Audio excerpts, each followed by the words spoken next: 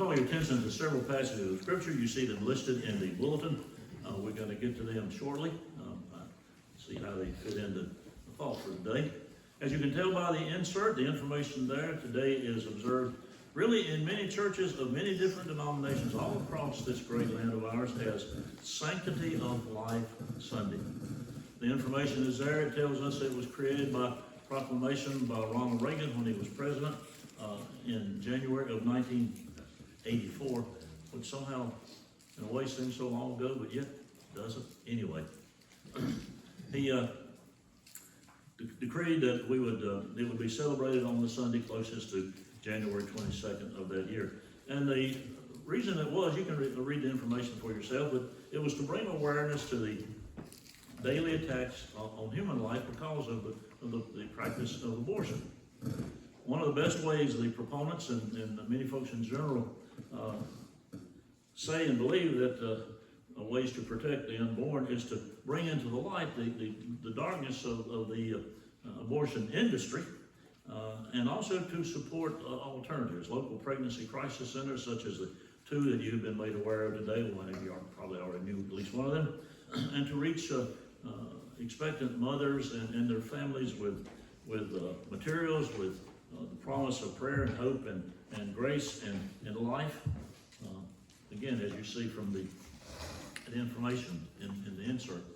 It's important and significant to pay attention to this and to consider some of the statistics. And again, to make reference one more time, you see that information on some of that insert.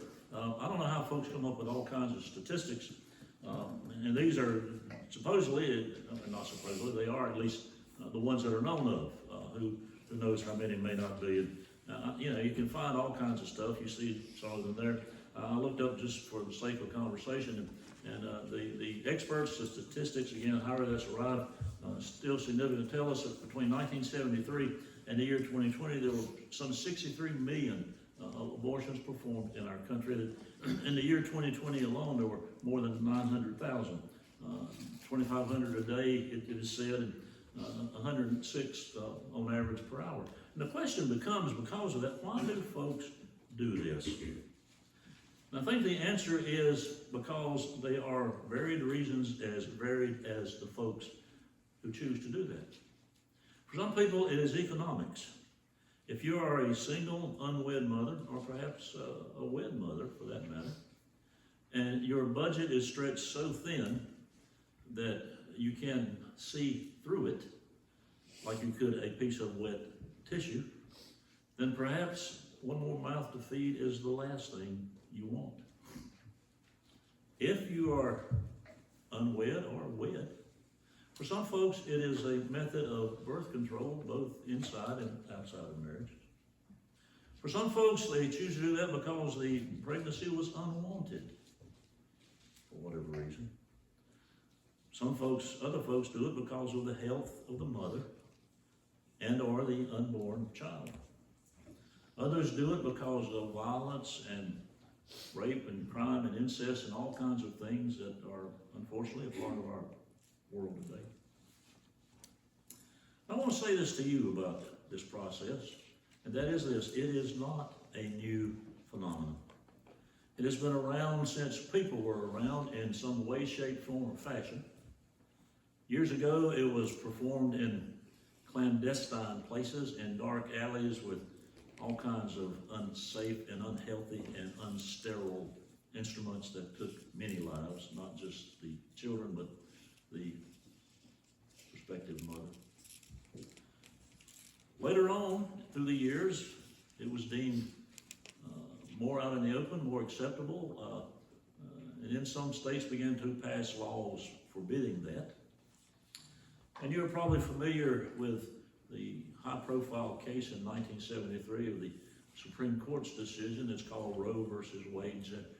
Jane Roe is not the lady's name, but she was a citizen of Texas, and where it was illegal to do that, and she chose to do that. And the U.S. Supreme Court, by a 7-2 vote, affirmed that she could do that with their decision based on the rights of privacy for a woman.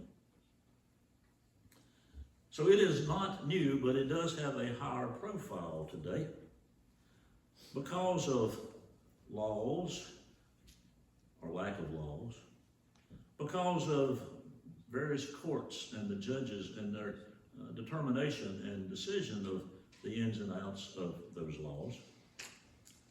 It has become a topic of conversation, of discussion, of cussing, more discussion. It is front and center in the mainstream of our society. If you have been paying attention, if you pay attention to national politics and decisions and those kind of things, you know that in the year 2020, the U.S. Supreme Court, in a split decision, referred this issue back to the states to let them decide yes or no, which was where it was before the 1973 U.S. Supreme Court decision. It has gotten a much higher profile because of news and news reports, because of the states doing that, because of organizations such as Planned Parenthood and others, and the folks on the other side, the crisis pregnancy centers and the options and the variables, and many places which provide, what's the word I'm looking for, where you can... Ultrasounds. An ultrasound, I was trying to say MRI, and I apologize. An ultrasound, and many would-be mothers decide not to go through with it once they've seen their baby, and all those kind of things. So there we are. It is with us. It is something to pay attention to. Well, friends, the bigger question, I believe, and really two big questions that should drive the conversation, whether they do or not, is this. The first is the question, what is life? Now we're talking about the sanctity, the sacredness, the special nature of human life. So what is life? What does God say about life? Is life only a heart beating and lungs working? That can be accomplished by connecting folks to machines. Are they alive? Is there a great difference between being alive and living? Is life only those heartbeats, those pulses, natural or mechanical? If you are an invalid and perhaps stricken with a horrible disease, not able to move, only to see and talk and bedridden for the rest of your life, is that life? You're alive, but is that life? This whole question of life manifests itself in lots of ways, not just abortion in that way. The process of what's the word I'm looking for?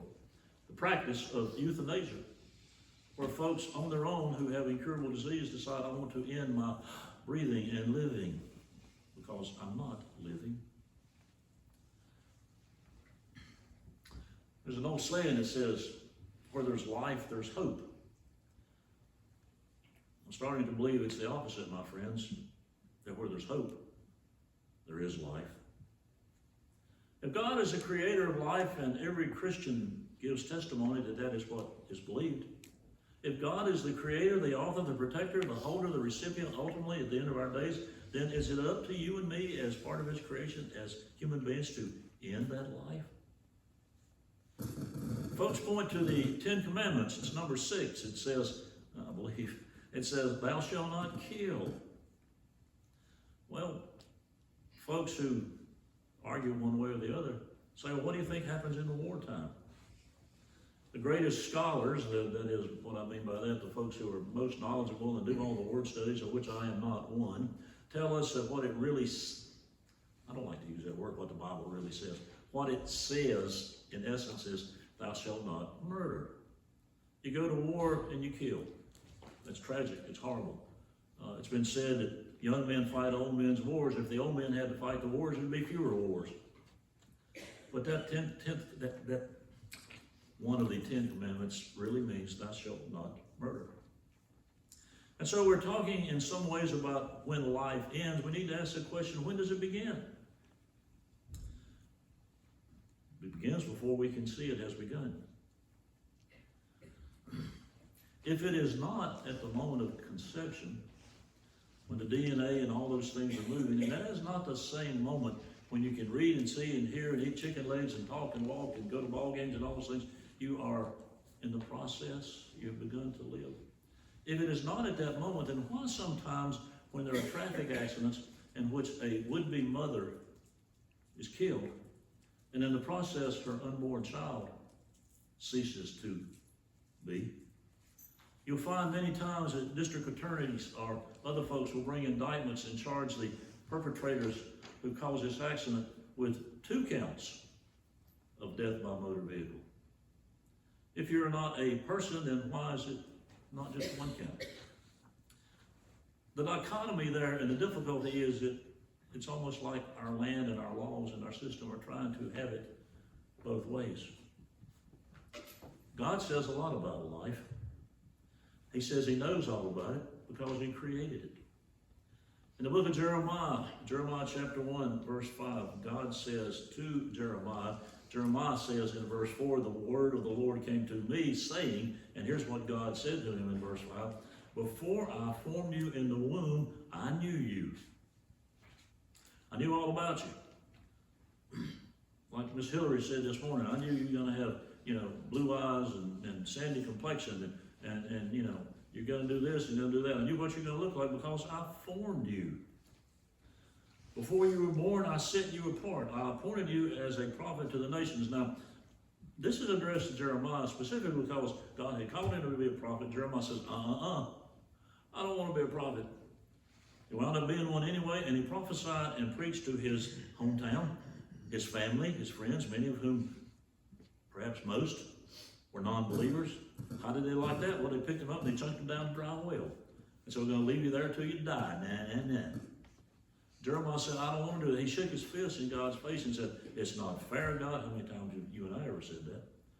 It's not fair. You took advantage of me. You're bigger than me, and I could not help but do this.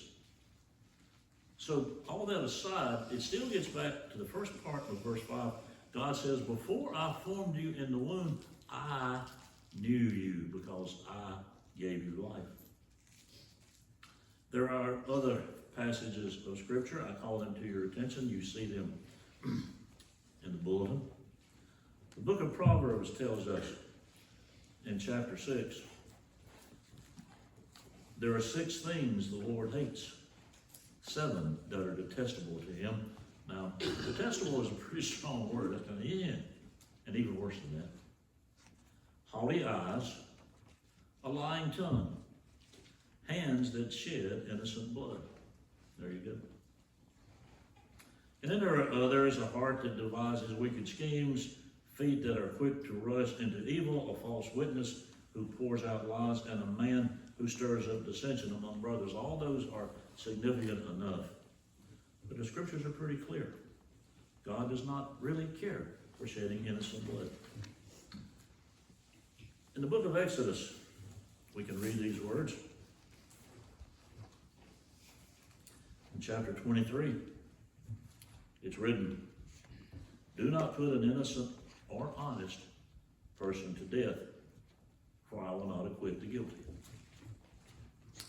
And then in Isaiah, this last word, verse 59, chapter 59, Isaiah is talking about folks who are ignoring God, who don't believe, and he says a lot of things. But get down to verse 7, it says, their feet rush into sin. They are swift to shed innocent blood. Their thoughts are evil thoughts. Ruin and destruction mark their ways. The way of peace they do not know. There is no justice in their paths. They have turned them into crooked roads. No one who walks in them will know peace. That doesn't strike me as something we should strive for. It does not sound like something Dale Carnegie would say is a way to win friends and influence people. It is not something you'd like to have said about you. The Scriptures tell us that's God's opinion about it.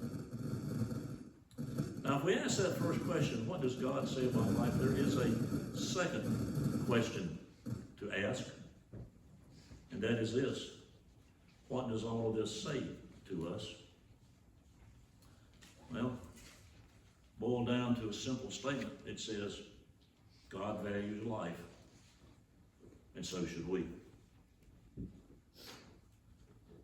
There are many parts of the sanctity, the sacredness of human life.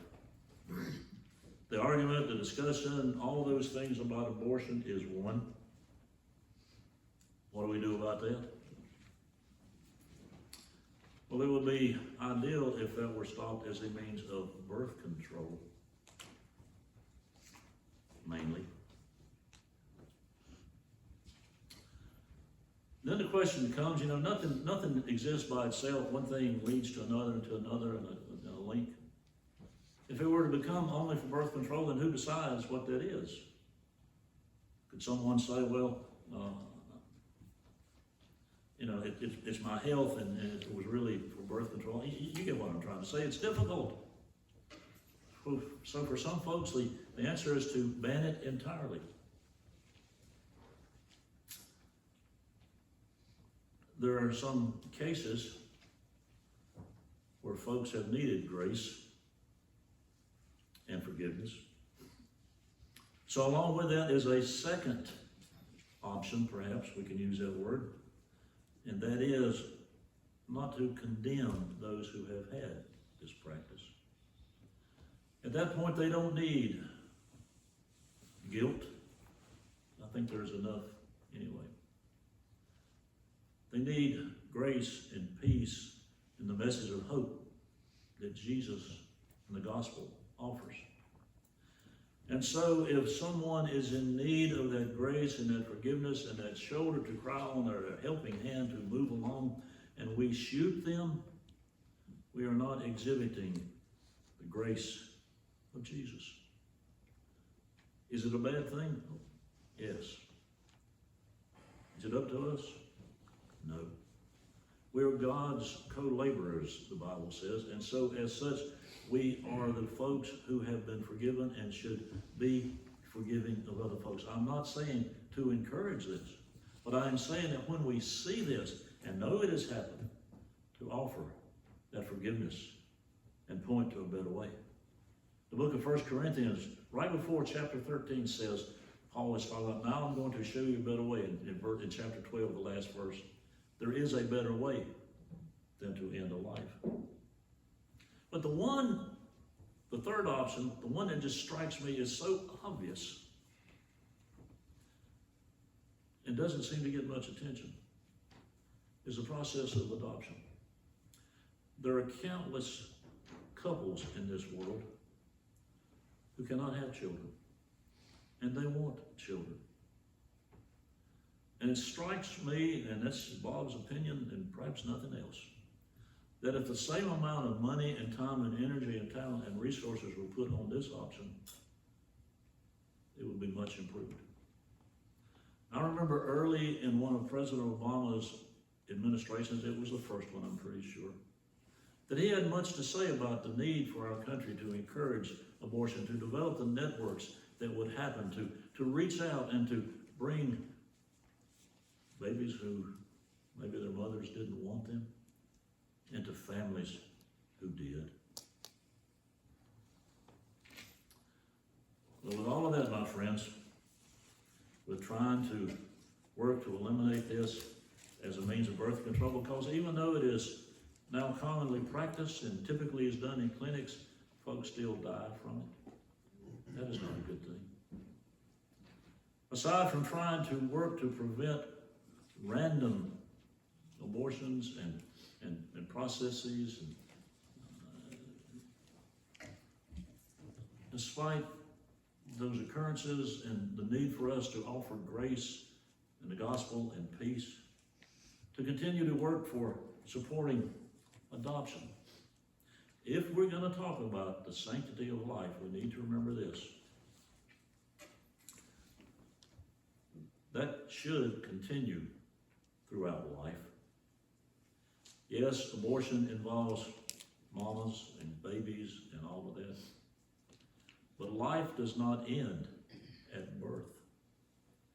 Living is just getting started. And the folks who refer to themselves as pro-life, meaning they oppose abortion, often find themselves under fire, and I'm not condoning this, I'm just stating a fact, find themselves under fire from the people who are pro-abortion by saying, you're not pro-life because you forget it as soon as the babies are born or not born. You are for no abortions. Pro-life should encourage you and me to remember that there are children who are born who need help. There are families who are struggling who need help. I'm going to assume that there are families who can't provide their heat and who need oil, and so they steal it. There are all kinds, like what happened here, as we just said. There are all kinds of ways to promote the sanctity of human life. Life must be important, my friends. God gave it to us as a gift. And what we do with it is our gift to God and our fellow man. Work in your world for the sanctity of life. Do all you can to help stop this process of shedding innocent blood. Do all you can to reach out to folks who are struggling before or after that process. Do all you can to encourage adoption. Become a foster parent if you can and have the room and the resources. And do all you can to protect the sanctity of life as the years go by. Some of the folks, and I'm not setting aside what we just talked about, but some of the folks who need the sanctity of life as much as anyone else are warehoused in nursing homes. Their life is valuable. And you and I, as individual believers or as a corporate body, need to reach out. My friends, it's not easy. The book talks about what we should do and what we believe. And it says, as we're going to sing now in hymn 54, great is God's faithfulness to help us. If you have some need, you don't have to tell me, tell the Lord. If you want to tell me, that's great. Come forward, do it in your seat. But commit yourself to doing whatever you can do to promote and protect the sanctity of life. Because God's faithfulness is great. It's hymn 54. We stand as we sing.